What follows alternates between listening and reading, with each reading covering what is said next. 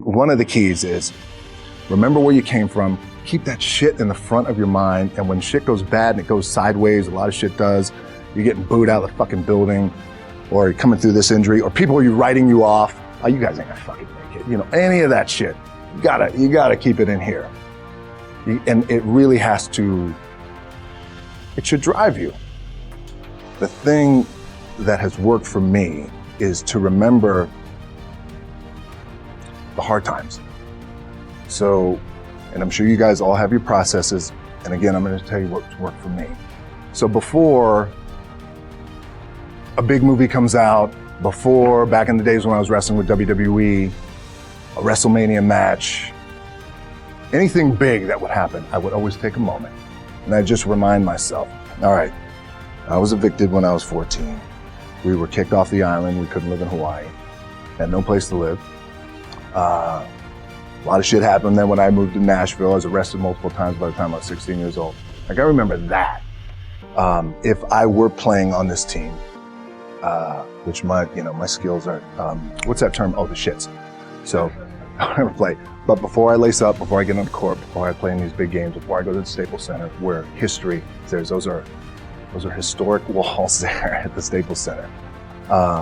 I would remember that, and it allows me then to be present in the moment and understand, holy shit, the stuff I have around me right now, this is the shit that I dreamed of when I was a kid. I am here. I played for University of Miami, played great teams. Warren Sapp, Ray Lewis, they were my teammates. They were balling. Warren Sapp was playing tight end that time. I was starting defensive tackle. Yeah, they moved him over to D-line. And he looked at me, he's like, yo, dude, I'm gonna take your spot. I said, you ain't taking my fucking spot. He said, I'm gonna take your spot. Yeah. We battled, and he took my spot.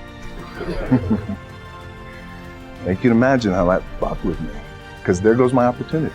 He went in, switched to defensive tackle, lit the world on fire. Well, what that did, it crushed me, it crushed my dreams. I had a piss poor senior year, zero production, no NFL, no combine invite, nothing. Finally went to the CFL, Calgary Stampeders, making $250 a week Canadian. And I had to send that shit home to my wife at that time. Had no money. So I remember that. When I got cut from Canada, I had $7 in my pocket. And I always tell that story.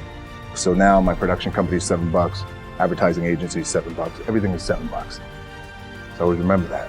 What helps me is to keep the hard times in the front of my mind, because it allows me to go into these big moments that I've worked my ass off, and you guys have worked your ass off. It allows me to go into these big moments with a different perspective.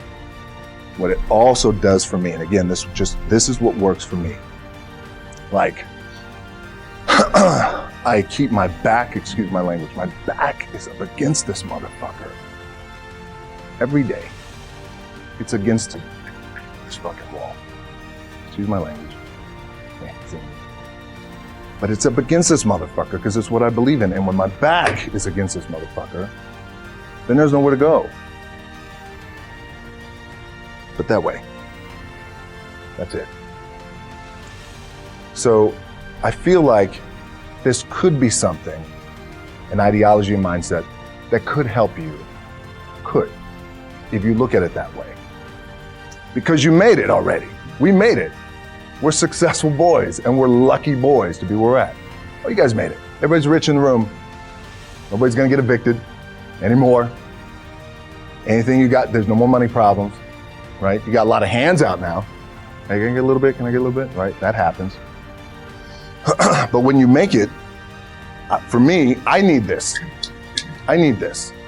So every day, my back is up against this motherfucker, and this is how I operate. Now, doesn't mean you don't smile, doesn't mean you don't laugh and joke, right? You're happy, I'm a happy guy. But when it comes to business, and when it comes to executing, it's up against this.